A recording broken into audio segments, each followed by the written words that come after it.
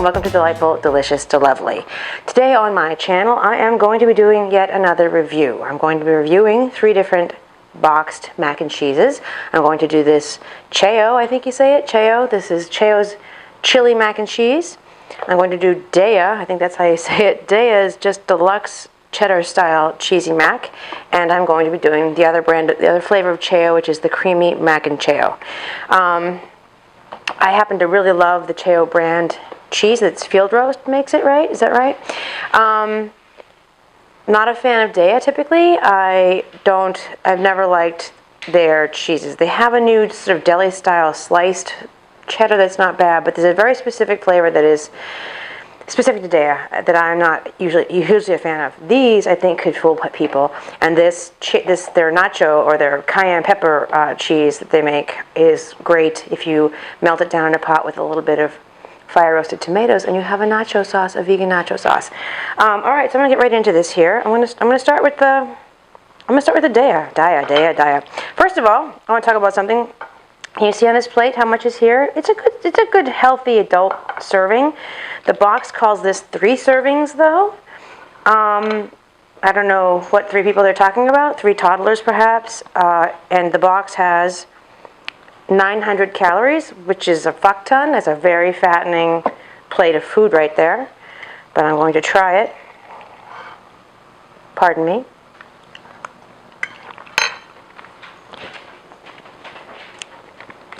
Okay.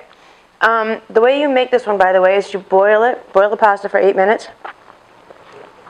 and then you stir in this sort of foil package comes with the creamy sauce, and you stir it in and serve it. It's not bad, actually. Let me try again.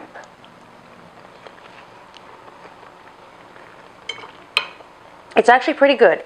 I guess if under a gun I could identify that it's that Dea, what the fuck. Someone told me once definitively and I've forgotten what the definitive answer was. I'm going to call it Dea for the fuck of it. If I had to guess, I would guess it's that brand, but it's not overwhelming. And yeah, it's actually pretty good. Okay, now I'm going to go with this one, the creamy. This one you bake in the oven for 35 minutes, stir it around a little bit, give it a stir, and then you bake it for another 15. I think that was more time than it needed. Some of it's kind of dried out, but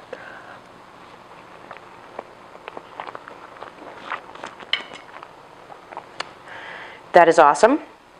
That is completely awesome, and nobody would ever guess. Most people probably wouldn't guess with that one, especially if you're the type of person that puts things on your mac and cheese. Some people put ketchup, which I think is gross, but some people do it. I prefer to use Crystal hot sauce. With that addition, you probably couldn't tell the difference. This one here, no one's going to guess that that's vegan. It's really, really good. And this box claims to have 2 servings. This is 2 servings, and it's $2.20 a piece, so $4.40. It's a much smaller quantity. I'll show you. These 2 boxes together probably make about the same amount as that 1 box of the Dea. How much do these things weigh? Pardon me, let me get my glasses. This box, uncooked, is 10.6 ounces. This one is 11. Each of them are 11. I guess because they had the cardboard box the little tray that you bake them in, perhaps. Odd, because if you look, these 2 together seem to make just under the same quantity of this one. So let's assume we're just going to feed a hungry person. We've got 900 calories for this, and we have 880. So it's the same, ultimately, calorie-wise for quantity. Sorry that I'm so obsessed with calories. I'm an old lady, and it's impossible to lose weight. And I spin in a heated spinning room 5 times a week and try to behave myself and drink vodka sodas and try to be a good girl. And yeah, it's hard. So here we go. I'm trying this is the chili. It's got beans in it, like chili, not much.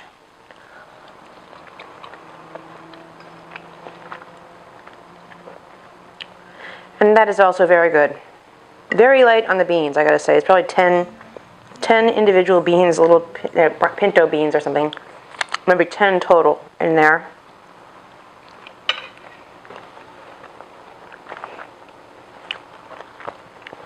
But it's good. It's very good. All right. It's a nice surprise. I expected these to be good, because I really like this cheese, as I said. I did not expect this to be good.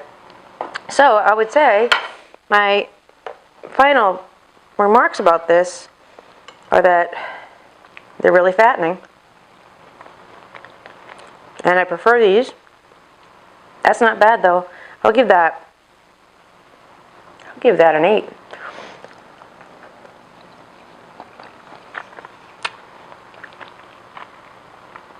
And for a straight, no frills mac and cheese, nothing going on special, no, you know, like I make mine with the green enchilada cauliflower one or the, you know, eggplant parm one. Just going straight mac and cheese. And the fact that it's vegan, I'm giving it a 10. I might reduce points for calories, but it's really just as good, but given that it's got some cheating going on, that's a more flavorful cheese, and it's got this chili factor, I'm going to give that a 9. I'm going to give this 8, 9, 10.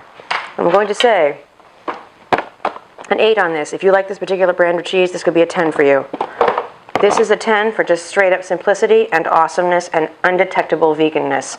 This is all would be a 10, except that I don't want to give everybody 10s, and this one's cheating because it's got little. It doesn't look like the box, by the way. This indicates there's a lot of chili, like a lot in there, and they fucking ate.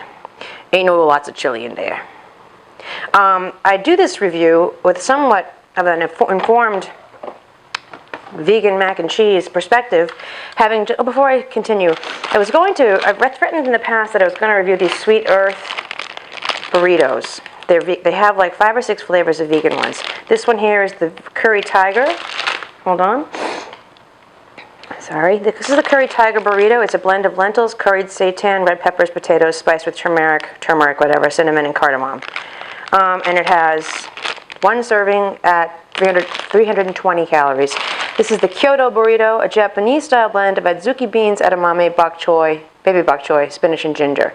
All those ingredients sound delicious. This one has, and both of them they sound delicious. This one has 280 calories. I had the other flavors too. There's a tofu breakfast one and a couple of other ones. And I'm not going to bother reviewing them on camera because I think my opinion of them all is the same. One, I would say 50% of the calories you're eating in here come from the flour tortilla that the stuff is wrapped in. And then the quantity of what is wrapped inside the tortilla is really small. This is the equivalent of a power bar or something. It's not, I mean, I guess it's a meal, but it's not a super satisfying one. They all taste good. I prefer not to eat, I just pick out the middle and don't eat the flour tortilla just to save calories. It's just sort of pointless to eat all that bread.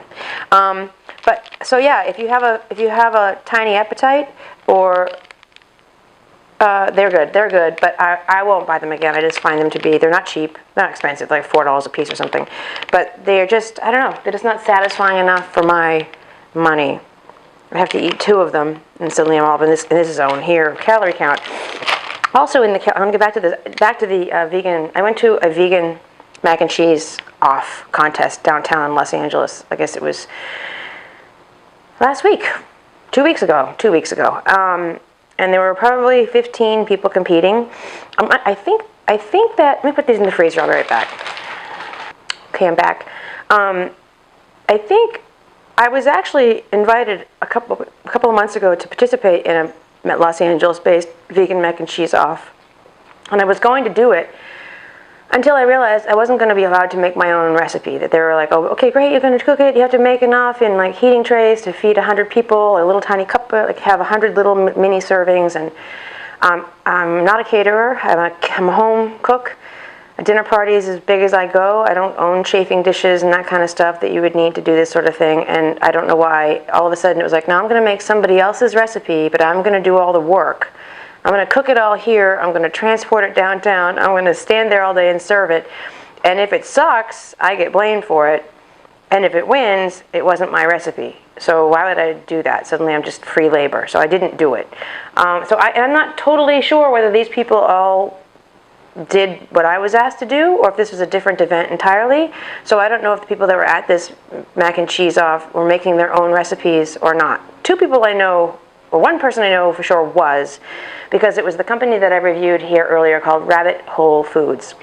They made the the chickpea-based tuna salad, chicken salad, and egg salad that I reviewed on the channel here. And I think I'm the only person so far that I've seen on YouTube that's reviewed that particular product. I've seen these reviewed as far as a year ago. I just found them at Gelson's here in LA. I just found them this week. I didn't know they existed. It's really, it's really worthwhile in any supermarket you're in to go look in their vegetarian and vegan frozen aisle and in their refrigerated aisle for just stuff that might pop up like this. Beyond Meats, Beyond Sausages are impossible to find. Nobody at Whole Foods never has them. And then I found at a random Vons out in the valley here that they had 5 million packages of them, and no one can find them anywhere. They were at Vons. I didn't even know Vons carried them. So it is worth investigating because you might find stuff that you didn't know existed. And so anyway, my two friends and I went down to this thing, and it was cheap. It was like $15, and I ran into the guy, the Rabbit Hole Foods people.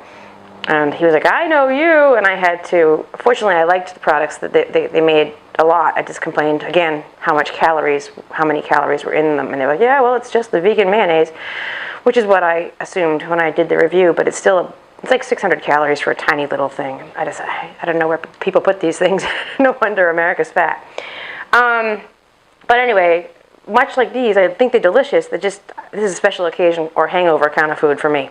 But the mac and cheese at that event was wildly underwhelming. I mean, some of it was inedibly bad. Some of it was like take one bite and go, oh God, no. There was one, all three of us voted for one that was not the winner. Me and my two friends voted for one that was much like this, just a naked mac and cheese, very straightforward, with actual macaroni and had a little bit of a garlic to it. That was our favorite. Our second favorite is the one that won, had more of didn't have chili in it, but it was more orange, it had more kind of going on. That was our second choice. I think that's the one that actually won the whole shebang. But most of them were just unbelievably they're the kind of mac and cheese that makes people who aren't vegan think vegans eat.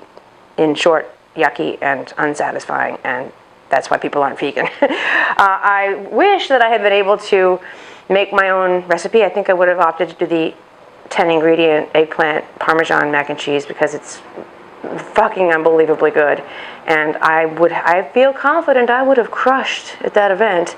I don't know if there were rules and you couldn't use ingredients like eggplant or green enchilada sauce or anything. Some people got creative. There was a nacho-y one, and the people from Rabbit Hole Foods had a good one, and they actually had theirs ready to go in frozen packages too. You could buy it there if you wanted to. They're great people, by the way. I like them, so you should seek out their products. And they have more products than the ones I reviewed. They do a nacho sauce and a spinach dip and other things that are all vegan.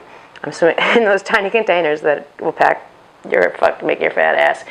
And you'll end up on an episode of My 600-Pound Life, which, by the way, is a show I'm obsessed with. That show is wildly compelling. So yeah, in other news, I know people on YouTube they do clickbait and say things like, why I wanted to kill myself last week, and people all watch, they get 1 million hits. And I used to talk about stuff more personal to my life on my blog when I was writing it.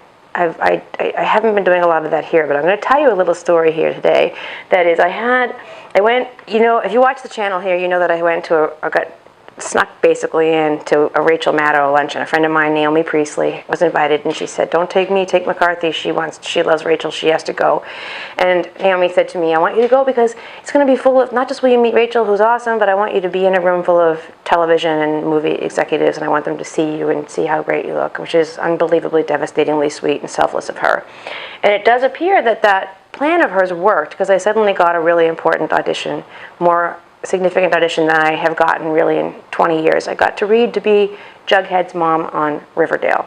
And I had a lot of time, like 5 days before the audition with the material, which never happens. You get like a day. It's like, I'll get an audition right now. It's at 11 o'clock tomorrow morning. Right now it's noon, So I had a lot of time with the material. I was able to watch all 35 episodes that are available of Riverdale to watch. I watched them all. Luke Perry is my friend. He's on there. Natalie Bolt is on there. She's a friend of mine. I know Lachlan Monroe through Jason Priestley, and it just felt like old home week for me. I know that they cast people who have teen resumes from the 90s and the 80s, like Molly Ringwald and Luke Perry and Mädchen Amick. and I thought that I had a really good shot at it, and they put me on hold for it, which they call it, they put a pin in you is what they say. And it doesn't mean you got the job, but it means you're really close. You could. It means you're down to the wire against an unknown number of people. It could be one other person. It could be just you, and they're sending your tape to the network to get approved. Or it could be there's 5 girls and they can't decide. Or it could be more likely, and I think that's what happened in this case, they go out to more famous people. I think they went out to Juliette Lewis, and I think, and they try to cast somebody more famous. Get an actual person with a movie star or something, like Academy Award nominee, or like Juliette Lewis, who is one of my favorites. She's fucking badass and awesome. I basically waited for a week, and ultimately I found out on Monday that they gave it to Gina Gershon. Gina Gershon is not as upsetting a choice as I was fearing they would pick somebody who's not a badass, because this character has to be badass, and I thought they'd cast somebody like who's not badass and or not more famous than I am, and I would be like, what the fuck? What? So I don't feel so. I'm not bristling with anger that they cast Gina Gershon. She makes sense. She's a sensible casting choice. And I don't know her, but friends of mine do. Jennifer Tilly knows her and loves her, and people say she's a good girl. So congratulations to you, Gina Gershon. I wanted that fucking part so badly. I wanted it so badly. And did not get it, so now I'm a sad girl. And a sad girl gonna sit here and eat 1,800 calories worth of mac and cheese. People assume that I make a lot of money from this show. I've made literally not a penny. You have to have 4,000 viewing hours in 365 days. I don't have that. And before they'll pay you anything, and even if they were paying me, I think I would have earned $100 in the last year and a half, but they're holding it ransom until I have the proper viewing hours.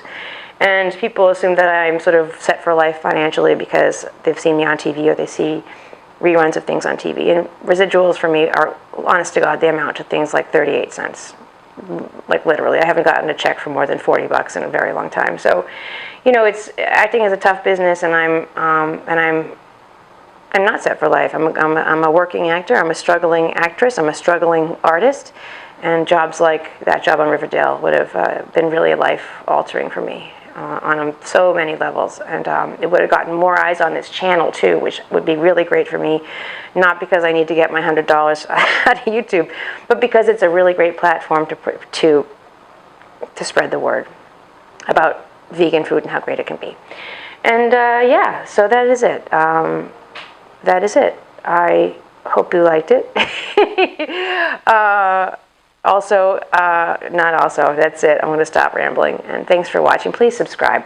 And please share these things on your social media so that people that follow you can see how easy and simple and delicious vegan food can be. Even this stuff, even the packaged stuff is getting good, which is a great relief because not everybody wants to cook. Some people just want to stick shit in the microwave, and there hasn't been a lot of vegan options in that world. And Lean Cuisine has got a bunch of vegan options now. I have one in the freezer. It's a chickpea curry or something, and I haven't tried it yet. Another friend of mine tried a couple of the other Lean Cuisine vegan entrees, and she said they're great. They need a little bit of salt, but they're great. And they will only have, I guess, 300 calories because it's Lean Cuisine's jam is that everything's under 300, I think. So, but tiny portions, not big old American Cheesecake Factory portions. All right, I'm rambling. Thanks for watching. Until next time. Bye.